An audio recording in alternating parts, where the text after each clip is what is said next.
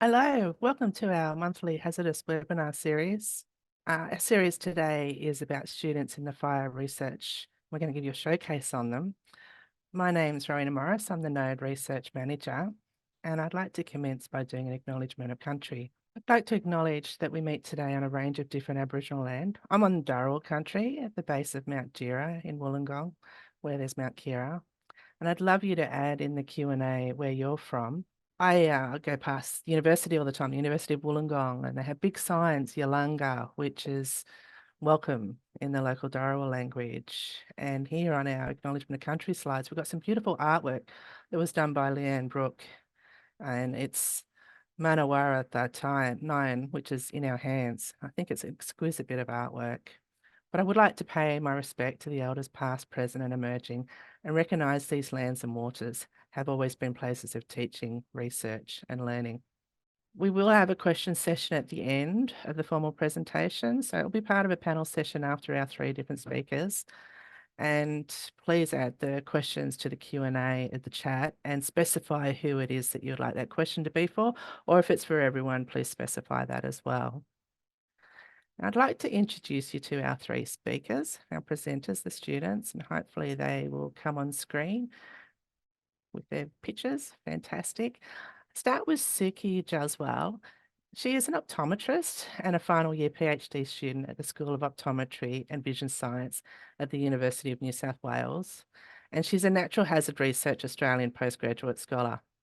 Suki's research is on the impact of bushfire smoke on the eye surface, and she has conducted various qualitative and quantitative research projects in this field and is engaged with stakeholders in emergency service agencies, fire and smoke research, and eye care associations. She's keen on ensuring her research is translated into practice in both industry and public health settings. Hariksh is undertaking his PhD in the School of Science, Technology and Engineering, University of the Sunshine Coast. He's an associate student with the Natural Hazard Research Australia and he's funded by the SmartSat CRC. Harry's focus is development of an empirical and dynamic tool for predicting forest fire spread using a blend of remote sensing and machine learning techniques. Harry has completed his Master of Technology in Remote Sensing and GIS from the Indian Institute of Remote Sensing, and he is driven by his passion for environmental conservation and application of advanced technology. Our third speaker is Doug Radford, and he hopes to contribute to the ways that our society manages the climate and natural hazard risks of tomorrow. Through his PhD at the University of Adelaide, he applies optimisation techniques to the planning of landscape management actions in Australia, looking to find the so-called optimal strategies given different community objectives and constraints. By better understanding how our budget, priorities and objectives influence decision, Doug hopes to stimulate discussion about how we can better care and manage for our landscapes.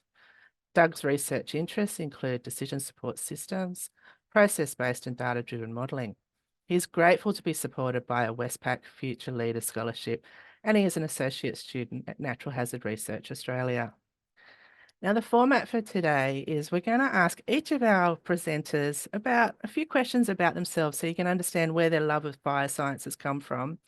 And then they're going to give a presentation about their PhDs, which is their love and passion that they've been working on so hard over many years. So we're going to kick it off with Suki. So Suki, and Harry, you can disappear too off the screen if you like. How long have you been in the fire science area? Probably just the duration of my PhD for the last 4 years. Personally, I'm so glad that you've been researching this because that smoke in your eyes, it is just dreadful when you're on the fire line. It hurts so much. And I'm glad you're going to show us a few slides about that one. But how did you come to the research area that you're in? Like your first degree and what ignited your interest in, fire and smoking on people's eyes? So during Black Summer, I was working as an optometrist in Sydney, in Metro Sydney, when there were very orange skies and just grey all over. And I was seeing lots of patients over in a period of week, lots of eye problems, lots of contact lens use intolerance. And funnily enough, on one day, I had two people who came in with little like soot particles that were embedded on the front surface of their eye. And I'd never seen that Mhm. before in the decade I'd worked before. So it really ignited my interest in, why this is happening, and more importantly, what we can do to treat it, because that's really my job as an optometrist, to treat the problems people come in with. So I went and looked at the research in this area of smoke and an impact on eyes, and how strongly do we need to treat it? Do we need to go all out with lots of drugs, or do we just do rinsing and washing, and will that be enough? And I realized that there actually wasn't a lot of research available in this area, in that sort of treatment area, and then really also about what happens to the eyes. And so so that was my reason to leave or take a break from clinical practice and pursue this area of research field, especially because we were being told, and still are, that wildfires are going to continue and impact the communities a lot more. Yeah, on behalf of all us firefighters, thank you. The smoke in the eyes and the red eyes at the end of the day. No, we really appreciate the work you're doing. So what is it that fascinates you about fire? I think for me, it's more about the smoke, because smoke is made up of thousands and thousands of chemicals. Smoke ages over time, as it's called. So it changes from what is on the smoke line to what actually happens in the community. The contents and the gases and the chemicals are different. So it's really, what the exposure that firefighters get to, the toxicity of the smoke, is very different to what occurs in the community. And because of the way it changes, it's really hard to understand what level is. So for example, what's happening on the top of a building where a sensor might be is very different to what's happening on a street level where we're walking. So how smoke evolves and how that can affect the health is what really interests me. Excellent, thank you. And then where would you like your research and association with Natural Hazard Research Australia to take you in the future?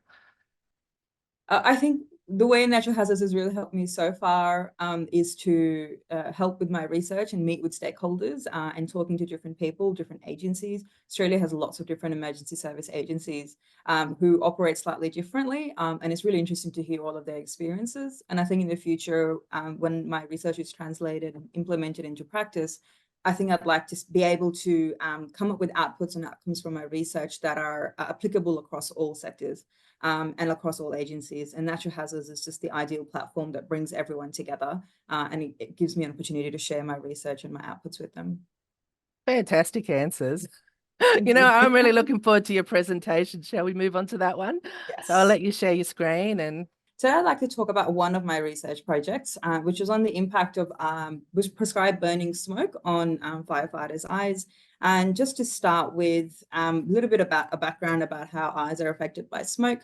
So almost 3 out of 4 people during Black Summer in Canberra reported eye problems. So eye problems are one of the most reported symptoms when there's sort of bushfire smoke in the air, and that's across the world and not just Australia. And the thing that we see most predominantly, as Ro mentioned just now, is that red irritated eyes, which are unfortunately quite common in firefighters. And so they can be dry, but then they become so dry that they can be watery as well, and that stinging, burning sensation. As well as that, you can get foreign bodies in your eyes, like I mentioned before, the soot particles. And with sort of repeated exposure, you can expect to get conjunctivitis as well, which is just like an inflammation of the inner membranes of the eye. And it's usually a result of an immune reaction that the body incites to the poor air quality. And what we do know is that firefighters on the prescribed burning line, they are exposed to particles and toxic gases up to 125% of the time up to 25% of the time, the level of exposure that they get is higher than what's considered safe by occupational standard measures. So they are getting exposure to quite high levels of toxic gases and particles. So what we did was we wanted to know, does prescribed burning affect the eye surface of firefighters? And if so, how? Because this is really an area that hasn't been researched anywhere in the world. What we did is we attended 4 prescribed burns late last year till early this year. And here I am measuring eye symptoms, measuring their vision, and measuring their eye health before and after a shift. So we attended the prescribed burns with New South Wales Parks and with the RFS. We included the firefighters only who are going to go on the front line, so no one who's going to stay in the staging area or who's going to be in a chopper. So we want people on the fire line. And we had time because we were doing their before collection right before they went out to a burn, we were able to get about 5 to 6 firefighters per burn. Talking a little bit about my results. So the first graph is this big one that I'd like to show you, which just shows the PM2.5 levels that the participants are exposed to. And so the 3 different colors represent 3 different prescribed burning shifts. And you can see that there's a very large range of what's they're exposed to, and it tends to continue for the duration of their shift, with some times when it does drop back down to 0. But as you can see, it is quite high and remains high for the duration of the shift. And you can see in the top corner there, these levels were recorded by participants wearing these monitors on the outside of their uniform. So really is a good representation of what they're exposed to in their shift. So while they are in their shift, we asked them to report what kind of protective eyewear they were using. So out of the 23 participants, almost half of them preferred to use sunglasses for most of their shift, and about 25% or so preferred to use the goggles. And the thing that's remarkable for me, at least, is that 10% in the gray wore nothing for the duration of this shift. So looking at that graph, you can see that there's really very minimal times when there is actually no smoke. So there's always at least some level of smoke, and that 10% who were chosen to wear nothing, it's interesting to note what the impact of smoke is on their eyes. So first thing I'd like to show you the results is the comfort. So you can see that the comfort certainly decreases in the after shift. The scores definitely go down. Same thing goes for dryness. So most people, you may have felt dryness at other points as well. It's a really common sort of measure of symptom that we use in the eye care industry. And that dryness decreases post-shift compared to before shift. The conjunctival redness is sort of the whites of your eyes and how red they can get. And you can see that there is an increase in that after shift. Staining is another measure that we use in the eye care industry quite in clinical settings, and it's indicative of damage to the front surface layer, what we call the epithelial layer. And when it occurs and when we see it in clinical practice, we know that it can take hours to days to recover from that. And so everyone started on quite a low level, so 0. So there was no staining, there was no epithelial damage. And then afterwards, some people did have some increase damage to the epithelial layer, which we do expect to recover. But like I said, it's unclear how long that might take.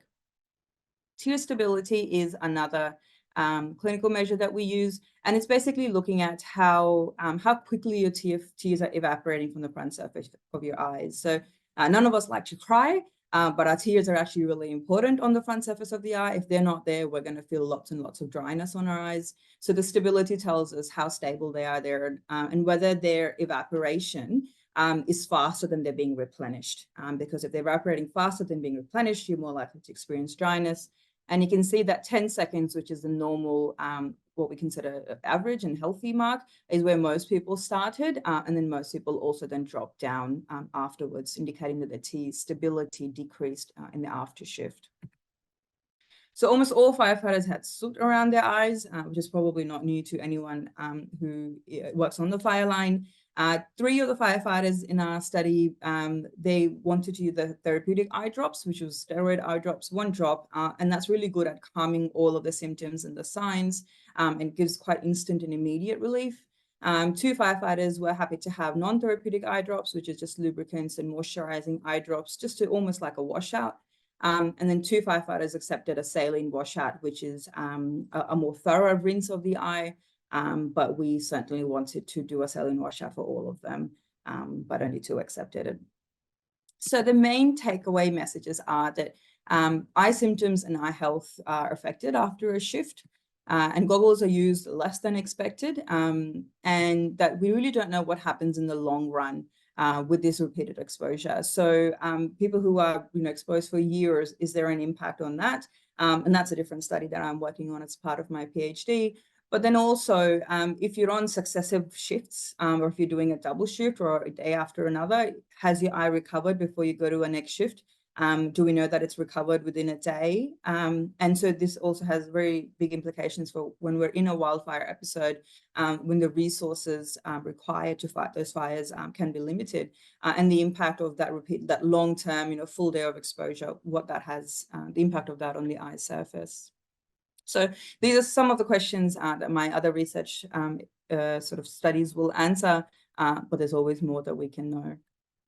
So these are just some acknowledgements I'd like to share. People who have helped me with this study, really the logistics people, the study would not have been possible without them, and the data collection are my colleagues and supervisors. So that's about it from me, Ro. Thank you. Thank you, Suki. And I hope people are putting their questions into the Q&A for Suki. She'll address them at the end with our other two presenters. But fantastic work, Suki. And yes, as I said, firefighters, we are so thankful because those sore eyes at the end of the day, we need all the help we can get to look after our eyesight. I'm going to call Harry in now to come and have a little chat. So you've been on the fire ground and got smoke in your eyes yet? I hope not. Yeah. All right, question for you, Harry, is how long Yes. have you been in the fire science area? See, I have started my PhD from 2022, and I have been started on work on fire research from 2019, and I have done my bachelor and master degree in remote sensing and GIS. And remote sensing is a interdisciplinary subject, and I have used this subject in the application of urban areas and web development, and also I have developed many tools. And also, I have applied many times remote sensing in a forest fire, and I have developed some web applications where you can see live fire from these web developments. So I have started work on the fire research from 2019. Yeah. Yeah, no, that's excellent. So it was 2019, was it the 2019-20 fires Yeah. that really got you kick-started into it? Yeah. And then Actually, you've already done a degree in remote sensing, was it? Or yeah, what was your first degree in? Bachelor of Technology in Yeah. remote sensing and GIS. And also, I have done a master degree in remote sensing and GIS. And I have applied this subject in various applications like urban planning, land resource management. Also, I have started my this remote sensing in forest research from 2019.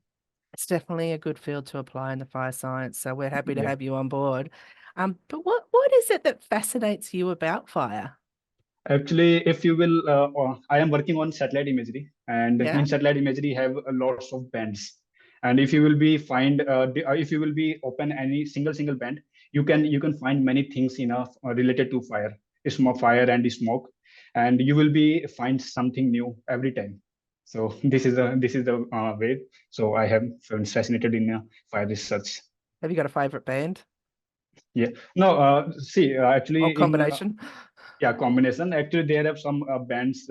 You need to identify which band is very useful for which fire sectors. Like if you are working on fuel moisture, or if you are working on any soil moisture, then you can use. There are two bands: NIR, near infrared, and second one is short wave infrared. So you can identify some brightness and contrast in related to soil moisture. So you can identify these type of factors by using the satellite imagery. So this will be make up very much fun for you. Yeah. And mainly satellites, or have you done stuff with drones? Yeah. I have used some drone analysis. I have done some work like fuel mapping and fuel loading. I have Yeah. done by using drone mapping. Yeah. Excellent to have you on board. So, where would you like your research and association with Natural Hazard Research Australia to take you in the future? Yeah, actually, this PhD I have secured by, or I have funded by SmartSet CRC, and I am also a part of NHRA. So I will make a tool. This tool will be a demo version, and I will be like modify this as a pro version after my PhD. So I need NHRA and other funding agency for improve these tools. Yeah. Fantastic. Look, we look forward to working with you and seeing where you go in the future. But what we'll do now is let you actually get on and present your amazing PhD work that you've been doing. So over to you, Yeah, sure. Harry. Hello, everyone. Ro already have introduced me. My name is Harikesh, and I am doing PhD from University of Sunshine Coast. And also, I am working on tool development for forest fire spread prediction. And today I am going to present my own topic, enhancing the accuracy of mapping wildfire susceptibility through the integration of remote sensing data and artificial intelligence. So I will be start with very basic, and I will give some factors and key challenges regarding in these fields. And let's start today's presentation comes to need to understand the problem of forest fire. First is cost, billions of dollars in property and environmental damage each year, and another one is causes and impacts. So everyone have familiar with these causes and impacts. In Australia, the main cause is flammable ecosystem, and other one is climate change also effect. And Australia is a continent known for its susceptibility of bushfire, especially during the hot and dry summer months. The country's unique vegetation, weather patterns, and topography creates conditions conducive to the rapid spread of forest fire. And these are some of the news articles. You can see these articles, and these articles shows that necessity of forest fire prediction tools in Australia. And according to ABC 20th September 2023 news, Australia's new fire warning system needs more improvement to minimize misleading ratings and exaggerated risks. So comes to the problem statement. The current methods for predicting and managing forest fires are not perfect. Example, their inability to accurate prediction, lack of real-time prediction, and their integration into the fire management workflows. So these are the three problem statements, like inaccurate predictions, delayed and inaccurate data, inadequate data integration with different modeling and algorithms. So these are the problem statements, and there are some key challenges in wildfire prediction, like fuel moisture content and terrain features and drastic climate change and human behavior. In Australia, human behavior is less impact, and but have little bit impact of challenge for wildfire fire prediction. And I have choose South Eastern Queensland for this study area as a study area, and this South Eastern Queensland have specific forest type include remnant of subtropical and warm temperate rainforest and moist eucalypt forest that are mainly restricted to mountain area. And these are the vegetation types which have in Southeastern Queensland, and these are the fire intervals in years. So you can see grassy dry and grassy dry sclerophyll forest and woodlands also in there, which have 3 to 6 fire intervals in a year. And comes to the data collection and processing. So I am using a remote sensing data collection and machine learning and statistical analysis for processing. I am using some cross entropy normalization and generalized weightage in a artificial neural network method, like I am using machine learning for processing. And I am also using some ground-based sensors, like there have some sensors which was situated by Bureau of Meteorological Australia. And I am using these ground-based sensor data sets. And also I will try to enhance my research by using weather forecast data. So I am trying to run WRF model to predict to get the data of forecast weather. So these are the data collection and processing. And next one is a fire spread mechanism and its parameter.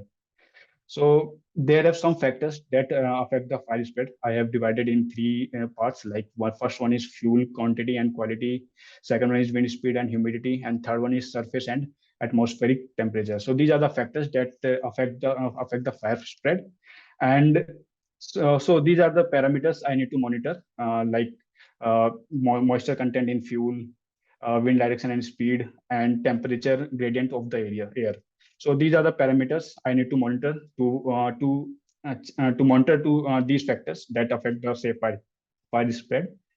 And next one is data analysis and results. So I have divided these data analysis in three parameters. Like first one is weather conditions, where I am using these data sets: humidity, temperature, pressure, wind speed, and wind direction. And these are the results or expected result, accurate data on current weather conditions and the predicted conditions for the next few days. And second parameters I have used burned area, and along with this, I am using area affected by the forest area, and these are the expected result. Next one is behavior and spread pattern. So these are the three parameters. So I need to analyze data based on these parameters. So last one is behavior and spread pattern. So for behavior and spread pattern, I am using burning intensity, direction, and acceleration of these patterns. And this will use for predict behavior. Will help define the best management steps, including efforts, containment efforts, and effective firefighting strategies. So these are the data analysis and results. And yeah, so I have used ANN model, like artificial neural network model, and this is my whole workflow. These are the factors I have used, like elevation, slope, aspect, forest structure type, and these are the factors I have used. And I have created some 70% training data and 30% testing data for analyzing the pattern of fire behavior. And I used ANN model where I run normalization, cross entropy, generalized weights, and back propagation algorithm. And after that, I have found some sensitivity analysis of the all parameters. So after that, I am able to develop some susceptible fire prone area. And this is the architecture of my ANN model. Right now, I have used only 3 layers. In future, I will use 4 or 5 layers for more accuracy. And this is the input layer, and these are the hidden layer, and these are the output. And this is the final result, which shows the darker area shows the most prone areas, and lighter one is less prone areas. And the success rate of this model is 98%, and prediction rate is 93%. So I have used this ANN model, like a machine learning model, to predict fire susceptibility mapping. And next model I have run analytical hierarchical process model. So in this model, I have used this workflow where I have used these factors, and W1, W2, W3, and I developed fire risk index by using these factors. And by using fire risk index and by using these past events like fire history data and time series of remote sensing data, I developed a same thing, forest risk zone map. And these are some mathematical terms. So I have give some weightage of these criteria, and I have put forest structure type in a top. And you can see in Australia, forest structure type is main reason of main factor for forest fire. So I have put forest structure type in a top, and after that, aspect, slope, elevation, and topographical wetness index, and distance to road and distance to stream. So these are the criteria I have used, like 28%, 18%, 15%. And this is the fire risk index, which I have developed by using this analytical hierarchical process. And this is the final result. You can see the darker region, same as ANN model, are the most fire susceptible area. Comes to the future implication. The current methods are implication. As we can see in the UN ISDR Global Wildfire Fire Network, many of the countries lies in the same zonal fire regimes as this proposed research extent. We can repeat our methodology to other global region like Sub-Sahara, Australia, and South America and South Asia, across the world, and can fill the gap for the global forest fire model. So comes to the conclusion. The main conclusion is using remote sensing and machine learning algorithms for forest fire prediction enables more proactive decision making that can significantly reduce the damage caused by these disasters. And we can use AI and machine learning models to implement by using remote sensing. We can make more accurate tool for forest fire spread predictions. So thank you for listening. And also, if anyone want to collaborate with me, and if anyone have expertise in climate change, climatology, so we can discuss on later about this, and we can work together for making some accurate tools. And I would like to thanks to University of Sunshine Coast and SmartStat and Natural Hazard Research and APEC Geospatial also for as an industry partner. Thank you, and over to you, Ro. Thank you, Harry. Well done. Fantastic. What an amazing bit of research that's happening. And Yeah. it would be great to get some people to collaborate with you too. So put your questions into the Q&A, or even if you want to collaborate with Harry, we can link you all up and match you. So Harry, you get to have a break for a little whilst Doug comes along to have a chat, and then we'll bring you back for the Q&A too. So Doug, Yeah, take right. yourself off mute. Beautiful. Hey, so lucky last, how long have you been in the fire science area? So I'd say just before I started in the fire science area, which is about 3 years ago, I was doing a bit of work in multi-hazard, so heat wave, flood and coastal inundation alongside fire. So that started about 4 years ago, and then after that moved more directly into the fire science area for my PhD, which I'm Fantastic. underway now. And how did you come to the research area that you're in? What's your degree and what kindled your interest in that particular area? Yeah, so my undergraduate was in Bachelor of Engineering, Civil Environmental, and Bachelor of Finance. I did a double degree. And I think the reason that I chose that was because I had kind of a distinct understanding or interest in our environment and our natural world, and distinct kind of awareness of climate change and the impact that that's having on our society. And so I think I chose my undergraduate degree because it had a really long name and kind of helped me think that maybe I'll get some skills out of this that might help me to do something in the face of that challenge. And then coming to the end of that degree, I think I was a little bit dissatisfied with the opportunities I had, or that I could see in terms of things that would help me contribute to, changing the way our society works in a way that counts for climate change and the risks that we're facing. And so that was kind of what led me down the research path, is a way to put the skills that I had developed towards important problems. Excellent. We love researchers. So great to have you on board. And yeah, what is it that fascinated you about fire? Yeah, I think the thing that was really interesting to me about fire was the kind of diversity of it. So it's really changes the way it acts and behaves across different scales. So across both time and space, it can be really different on different days or different years, and has really big and different effects on the landscapes and communities across those scales. So what happens in one day affects what happens maybe 50 years into the future. And I think that real complexity of it was fascinating and really exciting to me. That's great hearing what gets people into the world of fire science. Now, where would you like your research and your association with Natural Hazard Research Australia to take you in the future?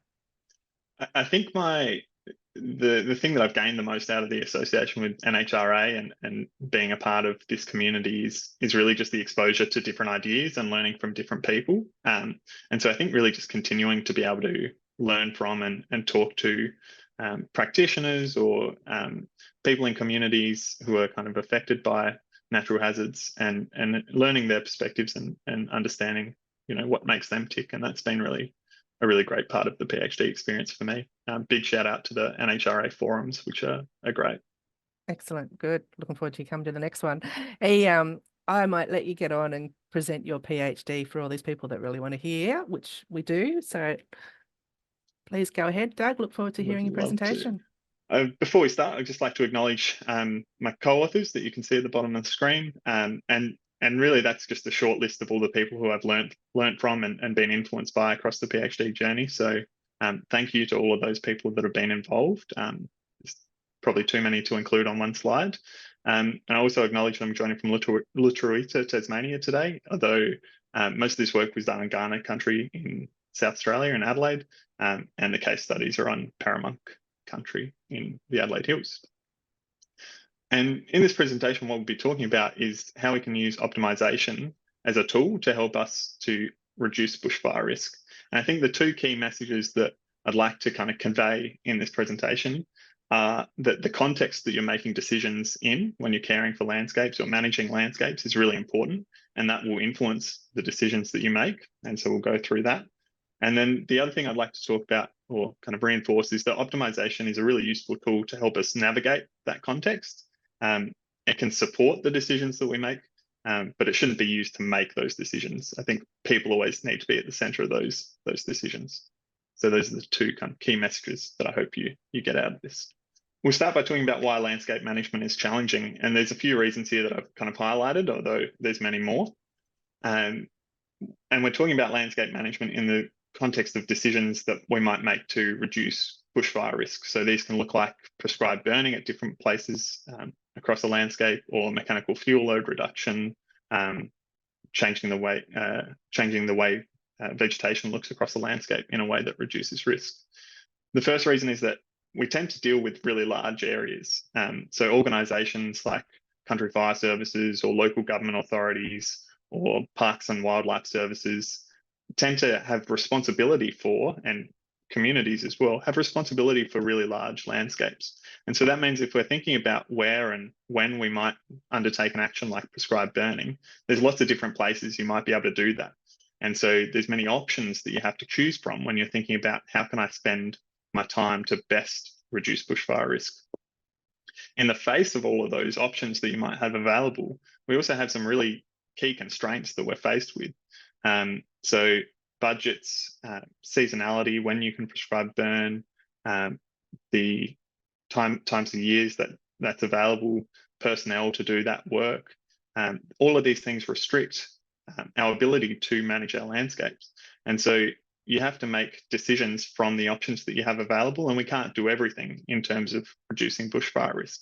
So there's some decisions that need to be made. And when we're making those decisions, the priorities that we have for managing our landscapes and the objectives that we have are really important in influencing which decisions you'll make, where you'll use prescribed burning.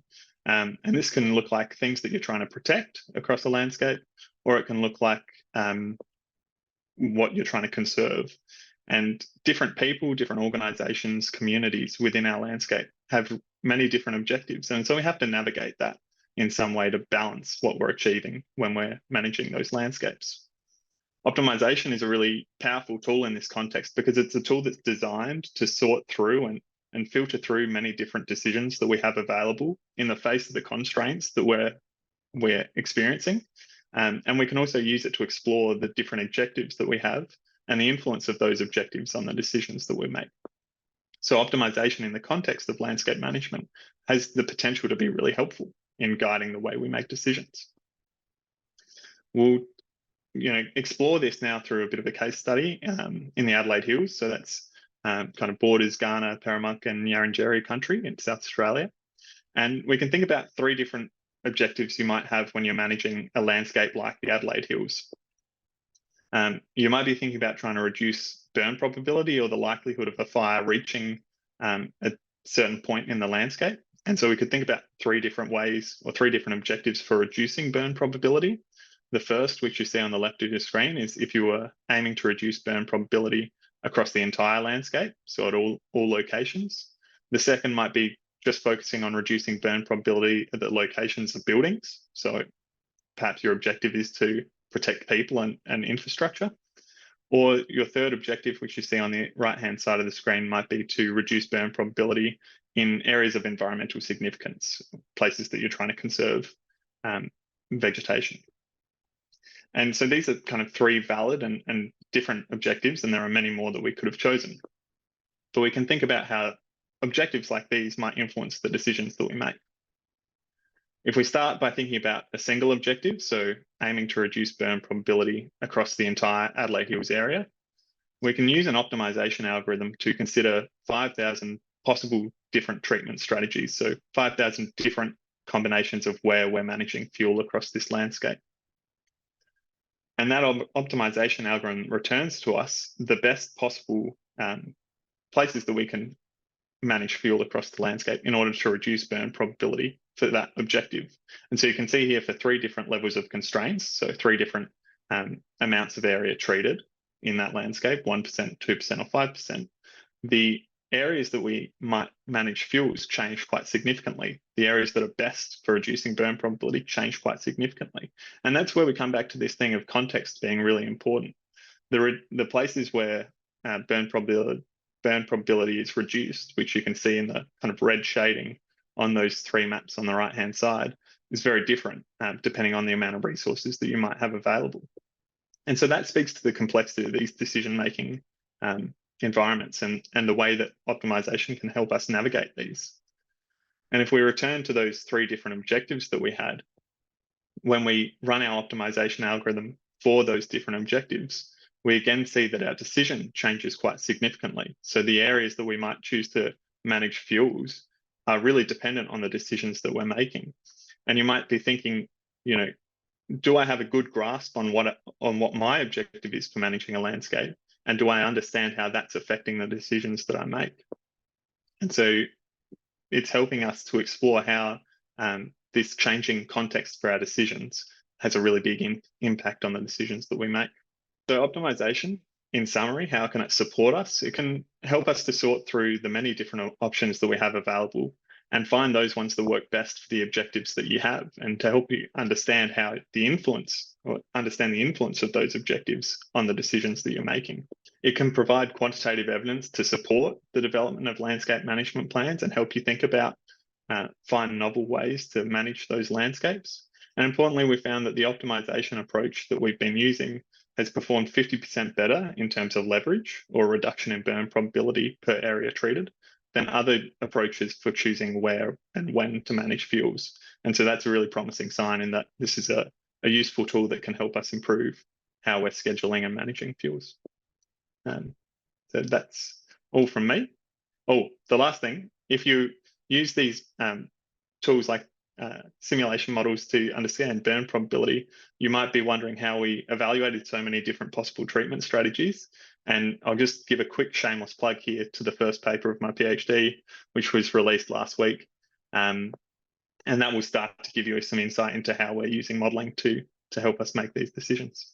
That's all from me. Fantastic, Doug. No shameless plug. You should be proud of that one. When you get that publication up and happening, well done. Well and truly on the way. So please do put your questions for Doug in the Q&A. And I'm just clapping all 3 of you. You've done a fantastic job. We are going to move on to the panel session now, where we are going to address some of the questions. So we might kick it off with Suki to start with, so Doug can catch his breath back. Now, Suki, this one's from Matt Bullen. Is there a preventative eye drop to take prior to going on the fire ground to assist in reducing symptoms developing? I think you can get lubricants, which are over the counter at almost all pharmacies, which will help. But I think the more relief will actually come from you doing something afterwards when you come off shift or during the shift, rinsing with saline and not bottled or tap water, but saline, sterile saline, and using drops afterwards and doing saline rinsing afterwards, and using drops, every half hour, every hour, that will give symptomatic relief. Okay, I have another question for you. That is, was the eye irritation experienced by Canberra residents only during the fires, or was there an impact over a longer period? This comes from Amy. So that 75% of Canberra residents that reported eye irritation, that was over a 2-week period in December during Black Summer. So the survey asked them, in the last 2 weeks, have you had eye irritation? So it was in the thick of it, literally. Yeah, I'm not sure what you mean by a longer period. If you mean the whole Black Summer period, then I think the 2 weeks is certainly representative of what would have happened over the several months. Yeah, I couldn't actually say what she means by the longer period, but I think it might be, during the fire period and then, maybe 6 months later. Is it still impacting your eyes? I don't think it would be. It's not something that was assessed in that study, Yeah. but I don't think it would be impacting several months later. But everyone can be different because everyone's risk factors for whatever eye surface disease does occur from smoke is different. Yeah, no, everyone's different. It's a good point, that one, isn't it? I saw that on the fire ground. All right, I've got one for you now from Mel Taylor. This is for Suki again. Do you know how firefighters' eye measures compare with the general population before their shift? Is there any evidence of damage or poor function? So it's really interesting. I have another study going at the moment, which is looking at the chronic exposure to smoke and the impact of that. And what we think occurs is that the firefighters who are active now, most of them are quite well in terms of eye health. And we think it's a bit of like a survivor's case. So those who may be experiencing lots of eye problems, they may drop out of the frontline roles because it is intolerant to continue. So if you remember some of my before results, most of them were actually quite good and healthy. And that being said, 80% of the firefighters, at least in our studies, are male. And eye surface disease has a significant preponderance for women. It has to do with hormonal changes, especially older women. Yeah. So with the menopause and the hormonal changes that occur, they significantly increase the risk of dryness and eye surface disease. So that may be why we're seeing sort of like almost a healthier subpopulation compared to the community in the firefighters that we're recruiting. Oh, that's fascinating. I'm going to share that one with my girlfriends. Hey, one more for you, Suki. This one's from Vicky. Was there an understanding of which eye protection is best? Oh, that's a really big question. That's kind of one of the first things I looked at when I started looking at firefighters. Look, goggles are supposed to be the best because they're tightest. So they should limit the amount of particles that can get into the eye. But when they're tight, they're going to fog because it's hot. So if it's hot and sweaty, then you can't wear them as much, so they'll be off a lot. So there's this catch-22 around goggles. So and it's certainly not my expertise. I do want to point out this idea of eye protection.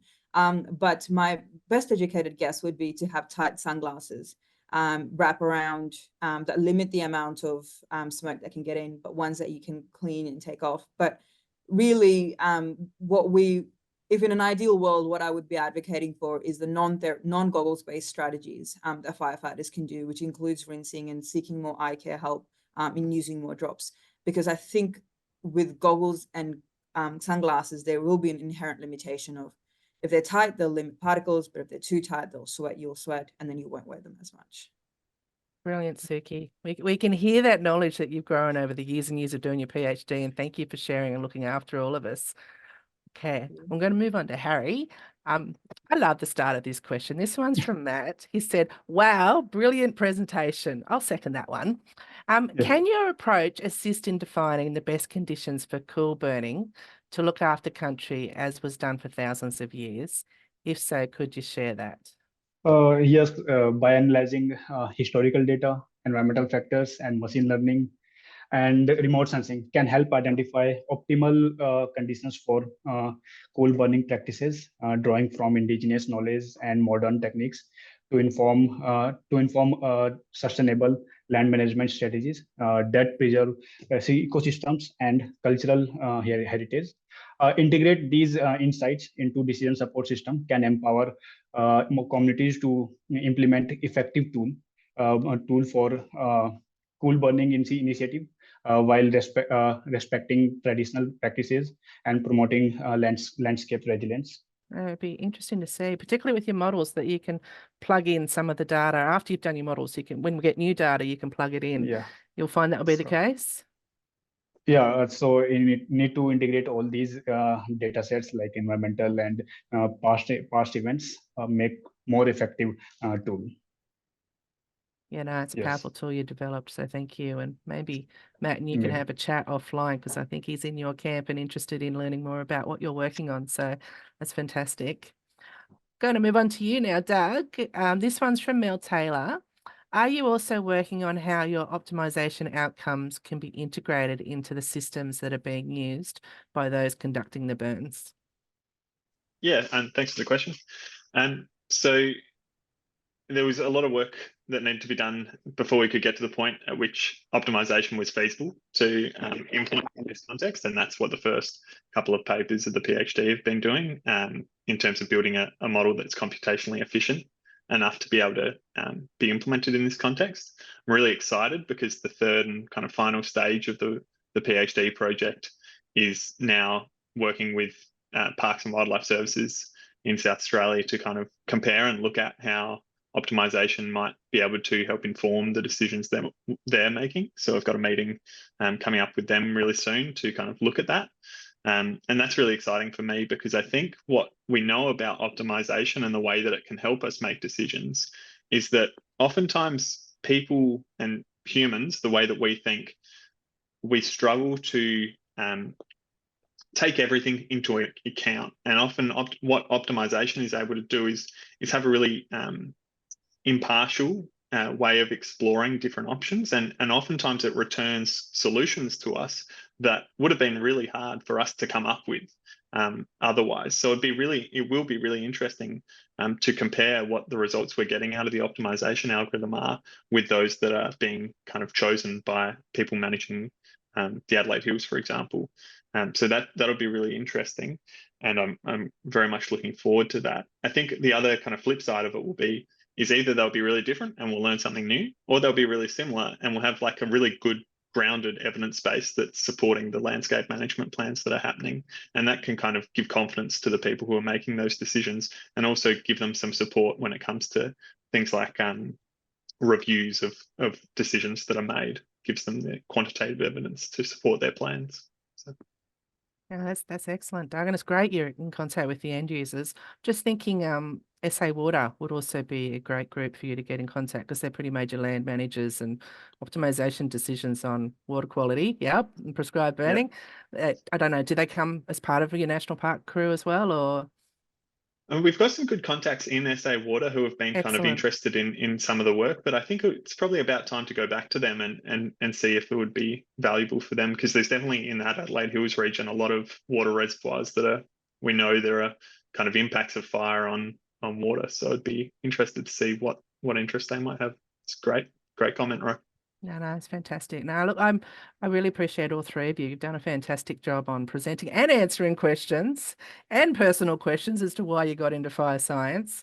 And we do appreciate the time you put in by preparing your presentations, coming along today and chatting to all the people that have come along to our webinar. I want to actually thank all the speakers. So that is Suki, Harry, and Doug. And I'd like to thank everyone who joined us today. Particularly those who listened and asked questions. And if you have more questions, please put it through. I know Mel's just popped in a comment, great responses from both students, so thank you for that one. The recording from today, it will be online next week, and you'll get an email when it's available. Please note we have plenty more events coming up. There's more webinars this year, and there is our Natural Hazard Research Forum in 2 weeks in Adelaide from the 14th to the 16th of May. So we're looking forward to seeing everybody there. It's not too late to register. We will still accept registrations. The information's on our website. And if you want to just get updates, we can send you oodles and oodles of emails, but there is a newsletter that you can sign up to on our website. And you can also follow us on social media. And I think that's just about it, apart from thank you, everyone. And we look forward to seeing you next time. And please, end users, reach out to these PhD students, give them your knowledge, share your knowledge. They would love to hear from you. So thank you to everybody for coming along today.